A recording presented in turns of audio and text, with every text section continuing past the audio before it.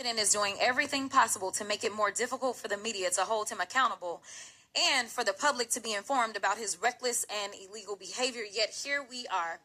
The Republicans have actually organized this goofy hearing to try to convince the American people that PBS and NPR are, quote, domestic terrorists, or domestic threats, my apologies, not the incompetent, unqualified Secretary of Defense who's texting war plans to journalists.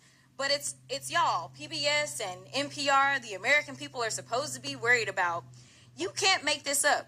It's as stupid as it sounds. The American people should be worried about the president threatening to investigate NBC for treason for reporting on his felony convictions, or arresting reporters and stripping networks of their licenses for not saying nice things about him or not using Gulf of America.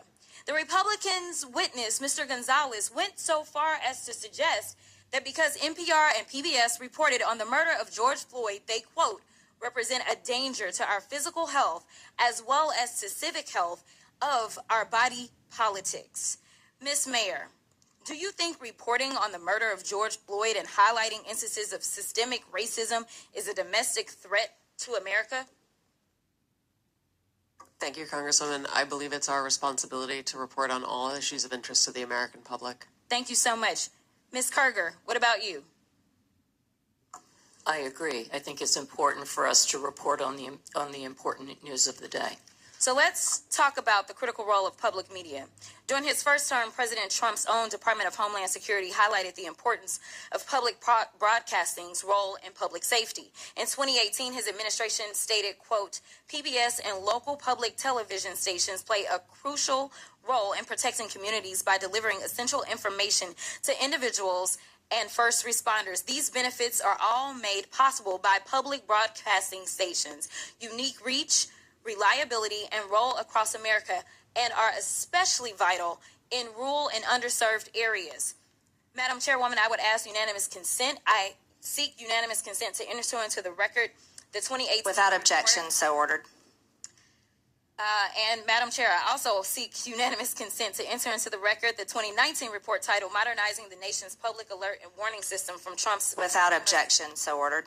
In the report, FEMA encouraged, quote, the use of public broadcast capabilities to expand alert, warning, and communication capabilities to fill gaps in rural and underserved areas. Mr. Ullman, what's a more significant domestic threat, reporting the murder of George Floyd or dismantling most of America's emergency communication systems? Can you please repeat the question for me, Congresswoman? Which one is more of a threat? Reporting the murder of George Floyd or dismantling most of America's emergency communication systems? Dismantling the emergency systems. And isn't it true that in Barrow, Alaska is the only, isn't it true that KBRWAM in Barrow, Alaska is the only broadcast service available in an area of more than 90,000 square miles? That is correct. It's also the North Slope, where the majority of all the oil production that comes from Alaska takes place. Thank you so much. And is it true that without these stations' broadcast, Americans in rural communities would lack access to life-saving information and public safety alerts? That is correct. So in your opinion, would eliminating funding for stations in rural America like WNGH Channel 18 in the Chairwoman's District hurt Americans? It would hurt Americans, yes. In fact, Georgia Public Broadcasting serves as the official distributor of evacuation route information during state-ordered evacuations, and the chairwoman is here advocating to strip their funding. Look, the DOGE agenda isn't about government efficiency. It's about breeding corruption at the expense of the safety of the American people, particularly Americans living in rural or remote parts of the country. They don't care about public safety. They don't care about emergency management, and they don't care about free speech, all of which are harming American people. In fact, I'm going to skip off real quick because they have tried to come for you, Ms. Mayor, and I just want to clarify, you did not work for NPR when those statements were made, did you? That is correct, Madam And to Chair. be clear, free speech is not about whatever it is that y'all want somebody to say. And the idea that you want to shut down everybody that is not Fox News is bullshit.